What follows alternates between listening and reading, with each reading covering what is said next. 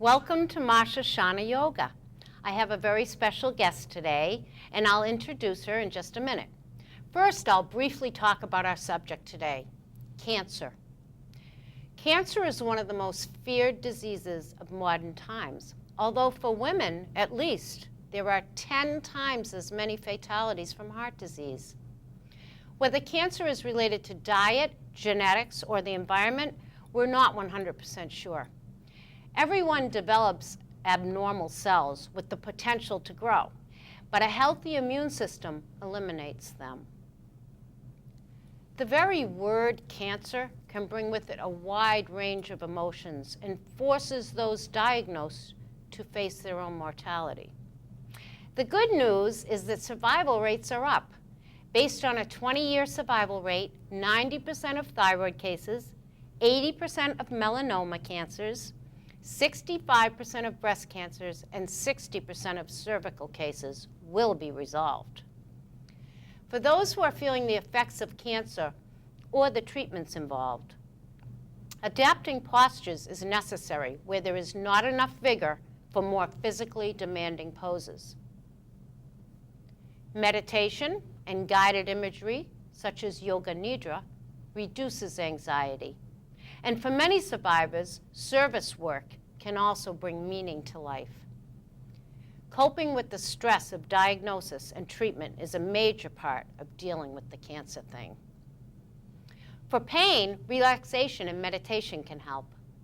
Slow, deep breathing produces alpha waves in the brain that bring with it calmness and invigoration. Often we don't pay attention to the body until problems come to light. Yoga teaches us to become aware of our own bodies, and we learn how to modify the postures to suit the place we are at in the present time. This will be true of many areas of life once the cancer journey has begun. Yoga also encourages Sangha, a word for the value of community and the idea that a network of support from friends and family or participation in a support group can increase the chances of getting better. In addition, cancer brings about a new look at life in general, a result of self-study. This is the process of figuring out your purpose, your strengths, and your interests while you are on this earth. The spiritual aspect of yoga can help us increase hope and faith by allowing us to see our path as our own, one we must walk. This can ease one of the greatest fears that come with cancer, the fear of death or the act of dying. As one doctor put it, yoga can change the whole psychology of the experience. Some research is suggesting that yoga can make a difference.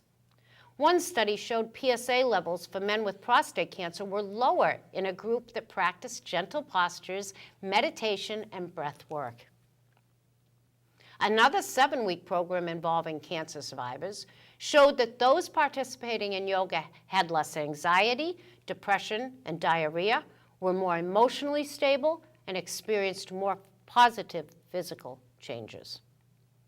Other studies indicate better sleep and less fatigue and more effective immune system function, such as improved function of natural cancer-fighting cells. I myself am a cancer survivor. I discovered a tumor in my breast in 2010 and underwent several surgeries, including a mastectomy. My guest, who has been on my show before, Holly Davenport, is here this morning. Hi, Holly. Thank you for having me back. I'm happy to be here. All right, great. Holly, tell us your story and your take on the cancer thing and the role that yoga has played in it. Marsha, thank you so much for having me back. I am happy to share my story and share my experience. I had actually been doing yoga off and on for years, really dabbling in it since high school, but I really began to take it seriously after I was diagnosed with breast cancer in March of 1998. You'll find that a cancer diagnosis will hit you on so many levels. It hits you physically, it hits you mentally, it hits you spiritually. And while I believe that the surgery and the chemo and the radiation saved my physical body, it was the yoga that really gave me my life back, that joy of life. In addition to going through recovery from surgery and chemo, at the same time, my left shoulder completely froze. And I had less than 15% range of motion in it. I had to undergo weeks of very painful physical therapy while I was also going through the chemotherapy. I think it was about 3 or 4 cycles of physical therapy, and my insurance company decided that it wasn't going to pay anymore. I was back to about a 70% range of motion and was told that that was about all that I could expect without surgery. I was given some big rubber bands and things to do at home, but I was just so sick from the chemo and just in so much pain in general that I got home and I threw them in the closet and they stayed there. I never used them. I did, however, buy a very gentle yoga tape, and it was a tape by Rodney Yee. He's kind of a famous yoga instructor. It was called Rodney Yee's AM PM Yoga. And no matter how sick or chemoed out I was, I would get up out of bed in the morning and I would do the AM section of that tape, and it always made me feel better. Just that gentle movement, the breathing.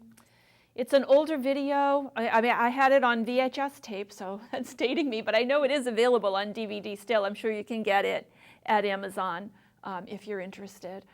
As I got better and stronger, I started doing more of his tapes and other yoga tapes. And once the chemo was over, I enrolled in yoga classes at a studio. I actually took them where Marsha teaches, at the yoga studio in Millis. And in fact, the first time that I whipped off my hat and showed my little fuzz growing in was during a yoga class with Kathy Mann in Millis.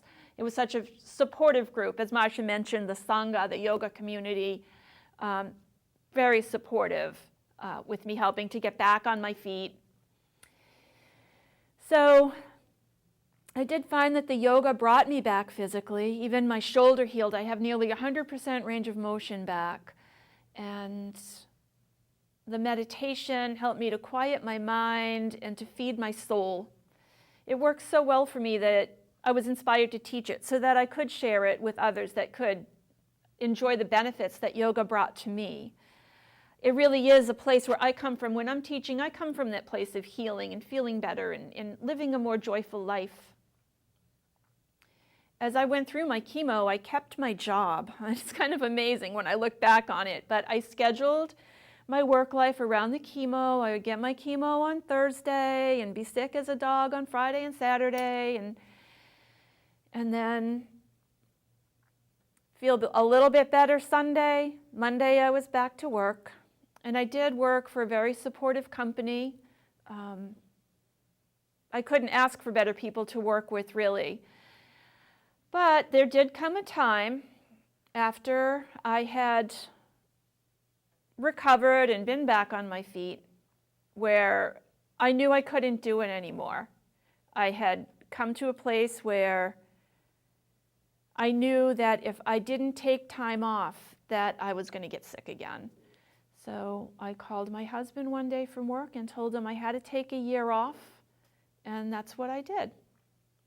This was probably a year or so after I had recovered from treatment, and it was not an easy thing to do. We missed definitely my income. I was working in financial services, and we knew that it was going to be difficult financially, but we did make it work. And the benefits were so worth it. I really healed during that time. I learned how to quilt, very therapeutic for me, and I began yoga teacher training. And my life changed for the better. Sometimes I look at it as a blessing in disguise because it really was the catalyst that helped me to find my true calling. I really don't think I was ever supposed to be sitting in a cubicle all day long. I'm just one of those creatures that didn't do well in captivity, and I love teaching yoga. So that being said, I think that maybe Marsha and I should go do a little yoga, and maybe you at home would like to join us.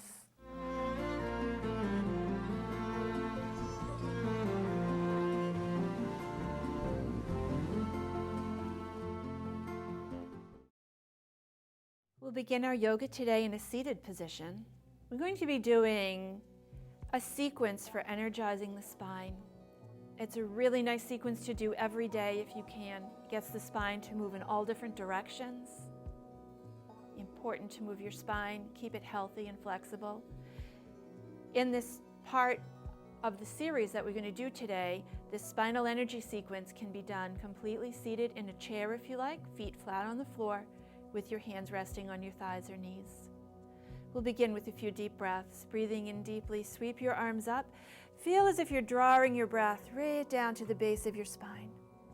And then exhale and release. And again, deepest breath in, breathing in. Completely let it go.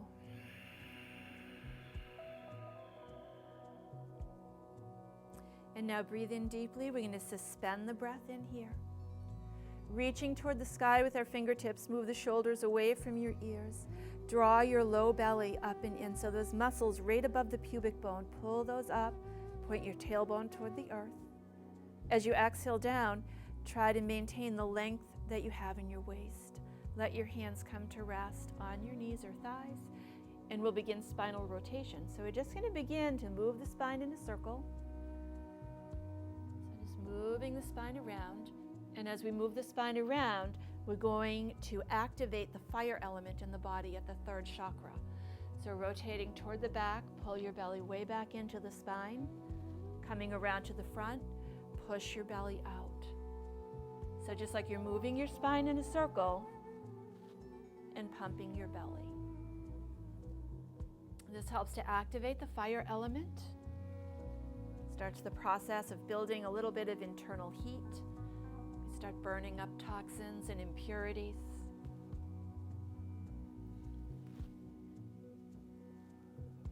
Breathe deeply and completely. And then we're just going to switch directions. So we'll make an easy shift and just go the other way. Keep working your belly. Move at an easy pace for you. So again, very nice to do in the morning when you're waking up, just to kind of get your juices flowing. Nice to do at the end of the day when you just want to let yourself feel like you're unwinding, letting go of any cares or concerns.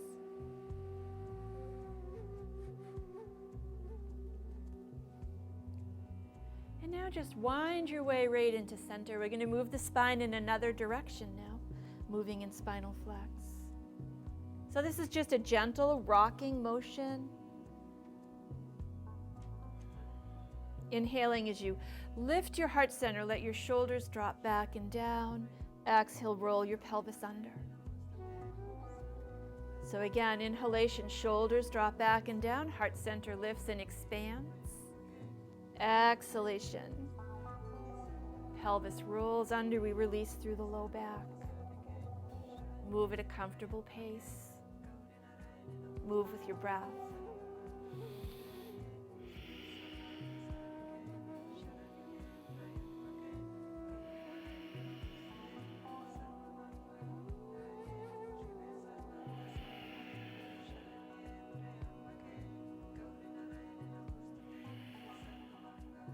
And now we'll bring ourselves back to center. Place your left palm on the floor beside you. Bring your right arm up. So you're going to lengthen the right side of the body now. Press your right sit bone down into your mat. Stretch up into your fingertips, lengthening the right side. So here's where we'll breathe in, getting long and tall. With our exhalation, moving over to seated side bend. And now as you're going over, feel that that top shoulder is trying to move toward the wall behind you. What you want to avoid is tipping over this way. Stay nice and lifted. Feel like you want to keep the upper body all in one plane. We're looking for a nice long line going right down the whole side. Right down from that sit bone all the way up into your hand. Reach into your fingertips as you lift out. We'll do the same thing on the other side. We're going to get long and tall on the left now. Press the left sit bone down. Stretch for the ceiling with your fingertips. Move your shoulder away from your ear. Breathe in, elongate your side. Breathe out, side bend.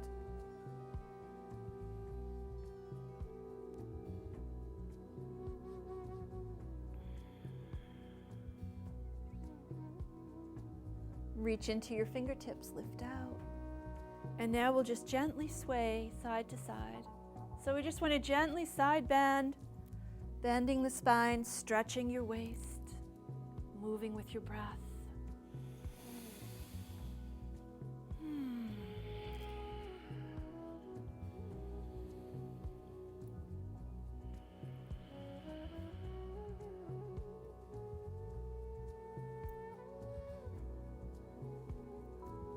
And then bringing yourself back to center.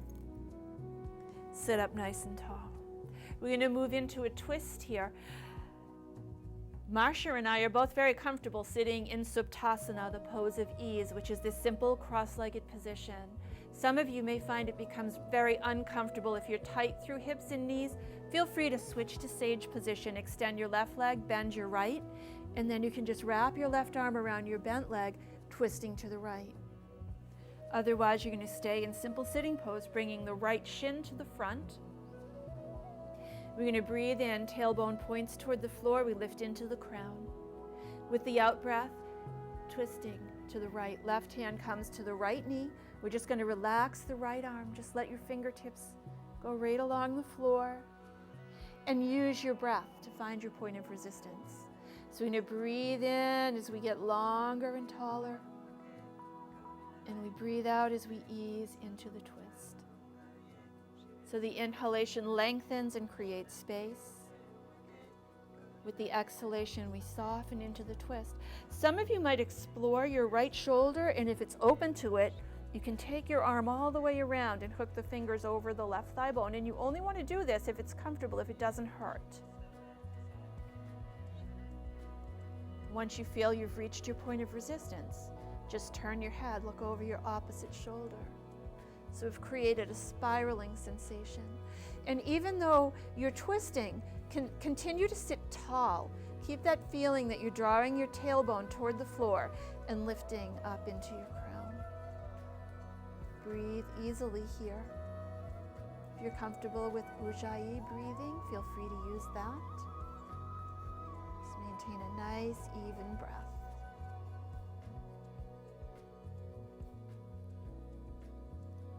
And now turning your head all the way back. Take a deep breath in, lengthen, and with your exhalation, we're going to release right back to center. And we'll either take sage position to the other side, or just change the cross of the legs. And same thing here, we're going to breathe in, lengthening, creating space, and then we're going to exhale and twist, turning left. Use your breath. Inhale to elongate. Exhale to deepen. So we find our point of resistance. And then just turn your head, look over your opposite shoulder. So just breathe into any tight spots, any sensations of resistance.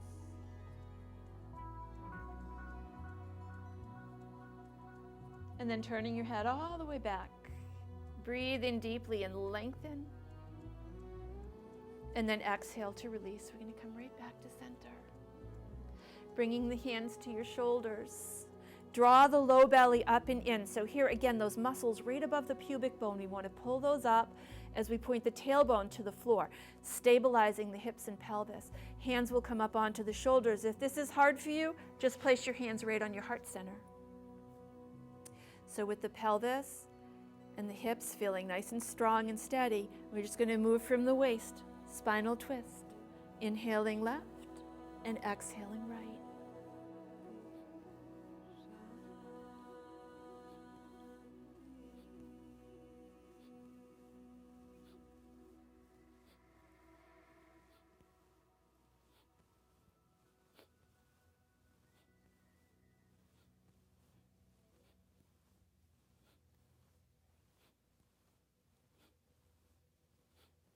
And then just slowing down, we'll come right back to center. Take your deepest breath in.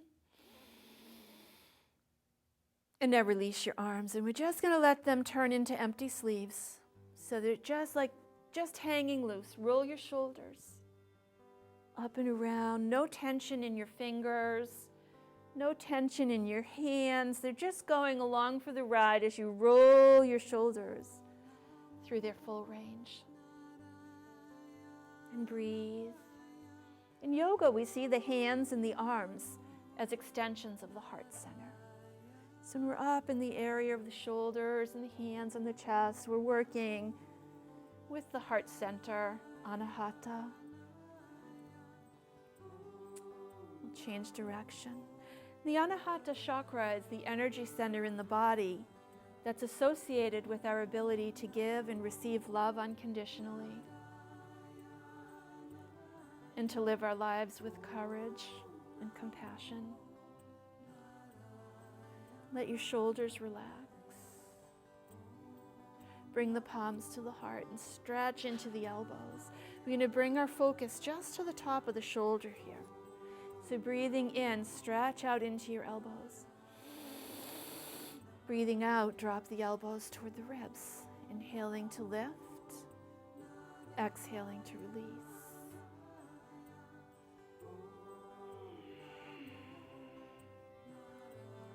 Those of you that would like a little more challenge here, take your hands on top of your shoulders. Lift the elbows up and just touch the wrists behind your head. So you don't want to do this if it hurts. If it hurts, you're just going to stay low. Just that very first variation. All this is doing is getting a little deeper into the joint. It's just an option.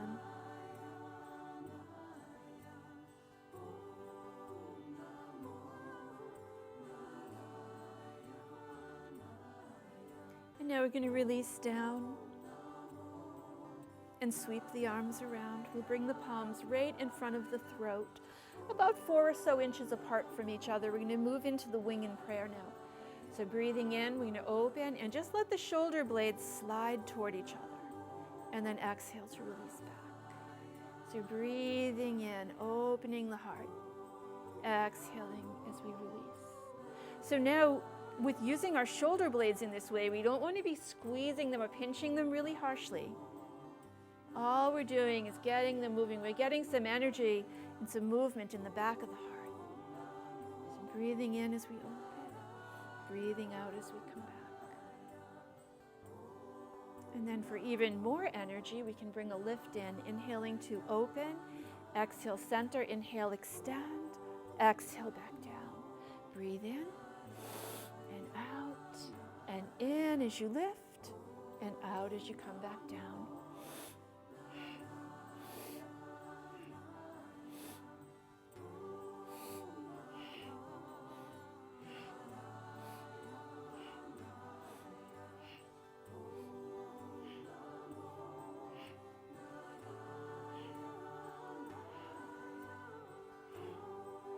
And now we're going to relax and just let the arms come down. So again, we want to be very relaxed from the shoulders to the tips of the fingers.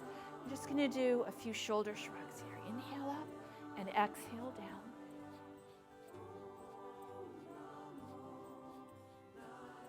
And then we're going to take a breath in and squeeze them up. And then exhale. Just let them drop down. Sweep your arms into a V. So here we want to have nice long arms. If it's hard for you to hold your arms up in this position, extend them out straight from the shoulders or even straight down if your shoulders are giving you trouble. The important thing is that your arms are nice and long and straight. We're going to energize the hands. Start to open and close your fingers as briskly as you can. Just go, go, go. Pull your circulation and energy up into your hands. Feel like you're drawing that fiery energy from your navel center, taking it right up through the heart and up those long channels in your arms and into your hands. And now we're going to open wide, stretch, and let that energy flow. And now bringing fingers together, we'll take the tips of the fingers to the base of the palms. And just move as vigorously as you can. And we're just energizing the hands. And then open wide to stretch.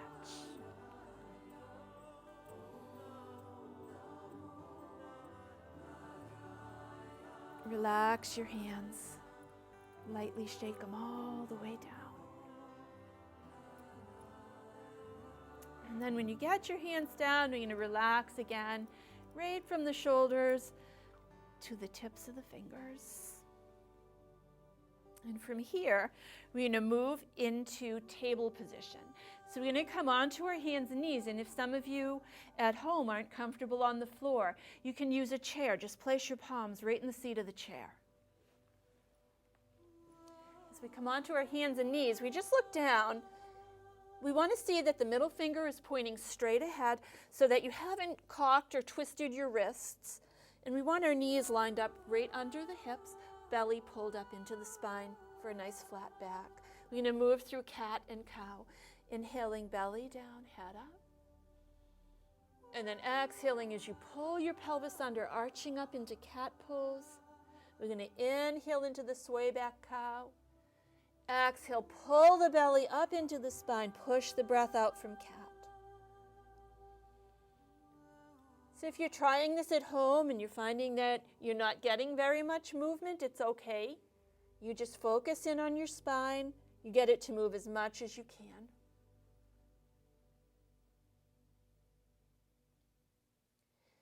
If you'd like to try moving into flowing cat, we're going to inhale, belly down, head up. Exhale, arching up through cat, and then push into your hands. Bring your rear end right back to your heels. Bend the elbows so the forearms come to the floor, and then we're just going to scoop right through, coming up like you're breaking the surface of the water, and then just crest and roll right back. So you're going to breathe in deeply, scoop through and come up. Crest like a wave, rolling back. Breathing in. Breathing out.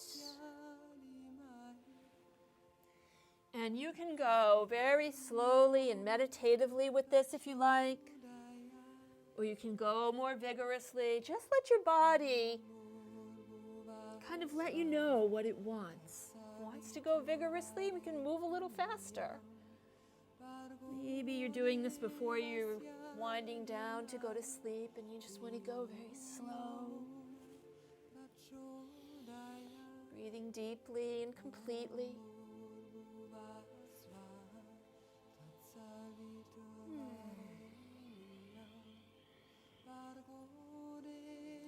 And then we're just going to roll our way right back into table position. Now, some of you might choose to just stay in table pose here. If you're feeling strong, tuck your toes under. Dip your belly a little bit like you're coming to cow pose. Rock back to the balls of the feet. We're going to send the tailbone up into the air, push into the hands as we take a downward dog.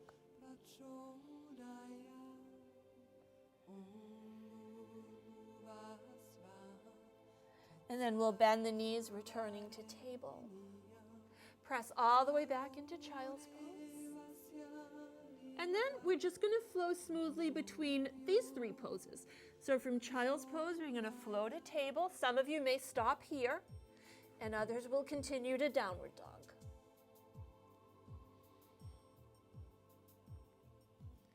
And then table, all the way back to child's pose. And table. And you could certainly just work table and child's pose if that's what feels right for your body. Others coming to down dog. And then table to child's pose. And table to downward dog. And table and pressing back. And then we'll come through table and we're going to come down onto the belly. So you're going to do a very gentle back bend here. Back bends help to counter all the rounding forward that we do throughout the day, and they help to open and clear the heart. So you'll want to take your hands and position them so they're beside your side ribs and your fingertips are behind the heads of your shoulders. Adjust your legs a little bit, walk your legs away from center. And now lift your hands right up off the floor. We're not going to use any hands. press your pelvis and the tops of your feet down.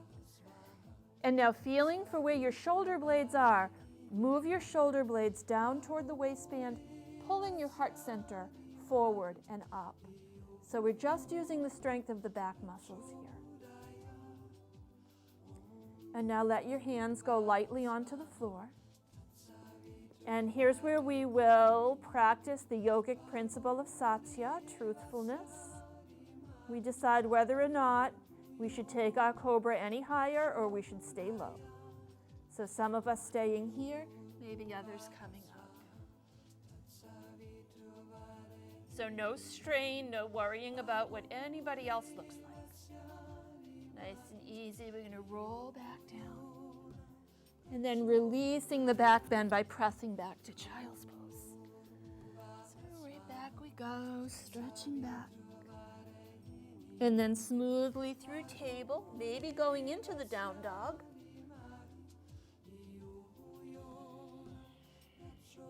And then table. Pressing back to child's pose. And then we'll flow right through and onto the belly. We have a little sense of where we can go now. So you're going to breathe in to maybe taking cobra a 1/4 of an inch off the floor, or maybe coming up higher.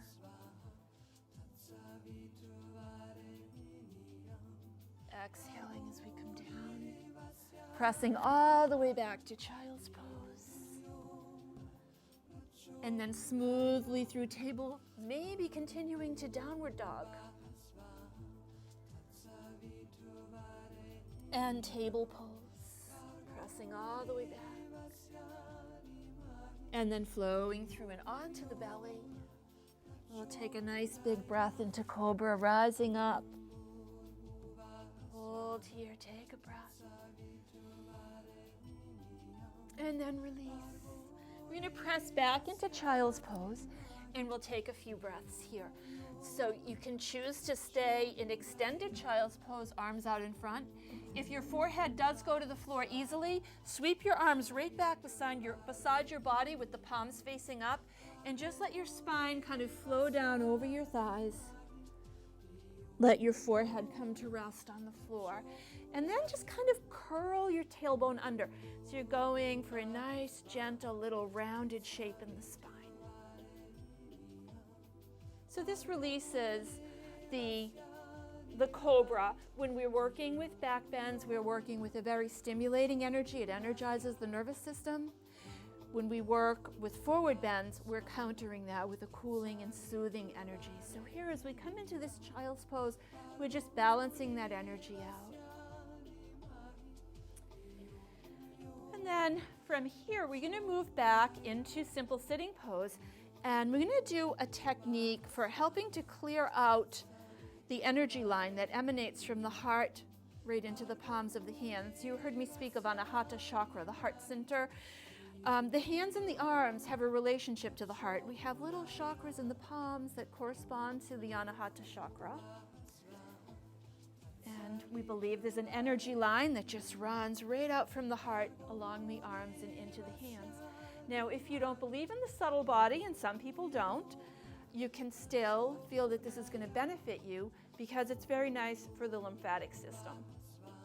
And it's always nice to clear that out. So you're going to sit nice and tall.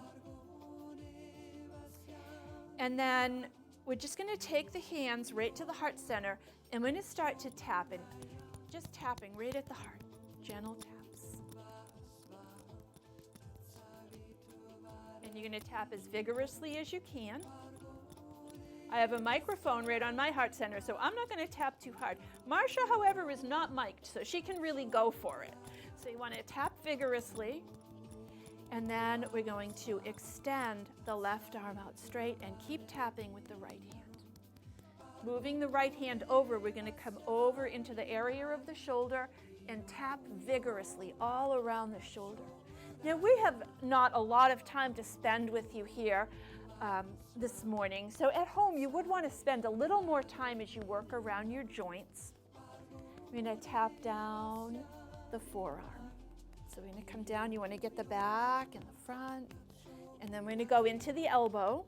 And again, At home, we have a little more time. You're going to spend a little more time tapping around the elbow joint. And then we're going to go right down the forearm here. So just getting down there and all around the wrist. And we're going to tap down the hands and the fingers and the palms, the backs and fronts of the fingers. Don't forget your thumb. Give your thumb a little love. And then we're going to work our way back. So we're going to come right back up the same way we went down. Again, spending a little more time on the joints, so a little more time on the wrists. And then that forearm and into the elbow and up around that upper arm, all around the shoulders. Around the shoulder. And then we're going to work our way right back to center, tapping both hands again. And then we're going to go to the other side. So we'll extend the right arm out. I'm going to tap right over. I'm sorry if my rings are making noise. So we're going to tap around the shoulder joint and just get in there and then down the upper arm. And all around into, then again, at home you'd spend a little more time with this. Getting into those joints. Up and down the forearm, all around the wrist. Backs of the hands. Into the palms, the fingers. And don't forget your thumb. And then we're going to go back up. So all around the wrist. Forearms, elbows, the upper arm. Coming to the shoulder. Come back around to the front. We're going to tap with both hands right on the chest. And then with open palms, we're just going to give ourselves a little massage.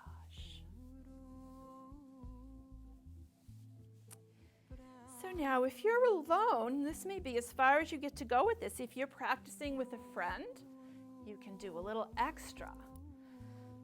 Your friend will really appreciate you as we move to the back of the heart. So right in this space between the shoulder blades, we're just going to take and do little karate chops right between the shoulder blades. So getting into the back of the heart now. Feels really good, doesn't it, Marsha? And again, with this little show that we have, we don't have a lot of time. So I'm sure Marsha would like me to keep going for a while. And at home you can go, as long as your partner is willing. And then we're going to open and we're just going to massage right around those shoulder blades.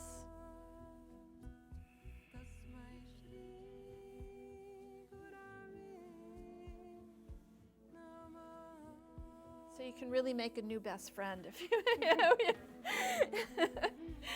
Wonderful. And there we go. So then, to finish this up, we would just come back into our simple seated position. And then we're going to bring the hands together. And you're going to kind of pull your fingers back. You want to press the palms. Right where I was saying we have those little chakras that correspond to Anahata. You're going to push the palms together, really rub them like you want to get them hot. Rubbing two sticks together to start a fire kind of thing. Really push in and rub them briskly.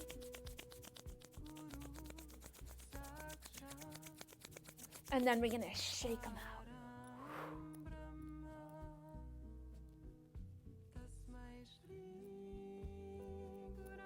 Bring the arms up overhead. We're going to flip palms to face up. We're going to take a breath in, push into your palms. And then try to apply Mulabandha, the root lock, which is to draw from the very base of your pelvic floor. Squeeze and pull up, fighting gravity, pulling up as you push into your palms. And then with your out breath, just let it go. Ooh, arms relax down. We release the lock. Returning to our comfortable seated position. And we'll do a very short little pranayama. Again, we have to be conscious of our time here. We're just going to do a few breaths into the heart. So arms out to the side, just to settle from the yoga. Breathing in deeply. We're going to sweep up, breathing in through the nose. Palms together. Exhale out through your nose. Breathe in through the nose. Open the palms, exhale through your mouth. In deeply through your nose. And out through the nose, hands to the heart. And in, breathing in. Out through the mouth. And breathe in. And exhale, hands to the heart. Come to prayer mudra. Let the thumbs rest right on your sternum as you bow your head, turning your awareness inward. Go inside, become still. If you'd like to, take a moment to offer a prayer out for someone in your life.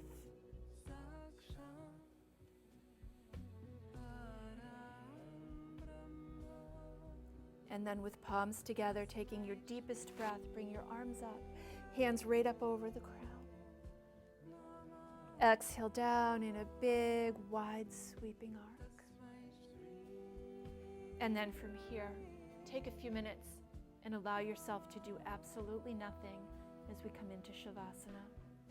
So you'll come lying down, just letting your feet flop open, arms a little away from your sides, with your palms facing up. Allow your mind's eye to scan your body and consciously release any strands of tension, any resistance or holding. Relaxing any place in your body where you tend to hold your stress.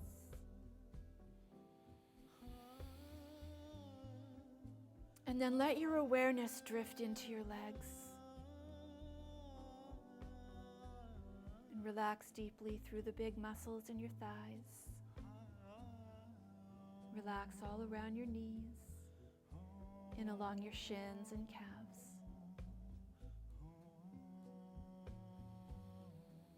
Release deeply through your ankles, relaxing into the soles of your feet, releasing each toe. Take your awareness to your hips. Relax and release through the pelvis and the low back, the low belly. Release all along your spine, through your middle, your upper back, your shoulder blades and shoulders. Release your arms. Release your hands, each finger relaxed.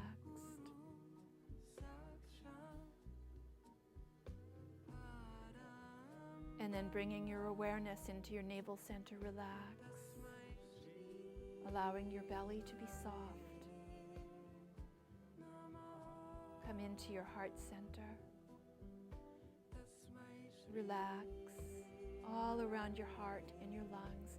Soften through the rib cage and chest. Release your neck and throat. Release your jaw. Let go of any tension from around your mouth.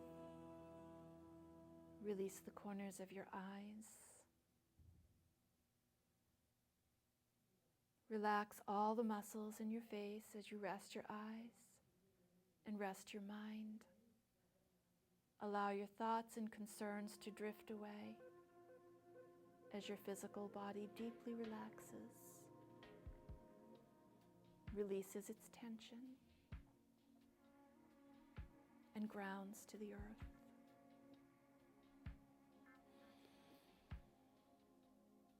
In this place of stillness and peace, surrender your physical body and experience the boundlessness and the beauty of your soul as you deeply relax and let go.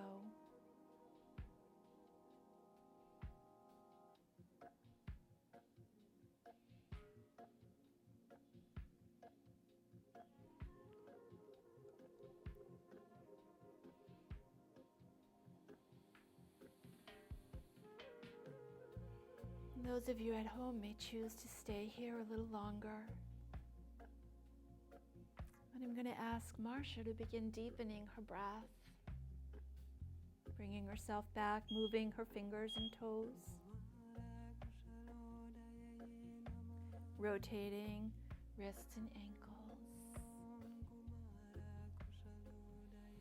and then taking hands in front of the heart and rubbing them briskly.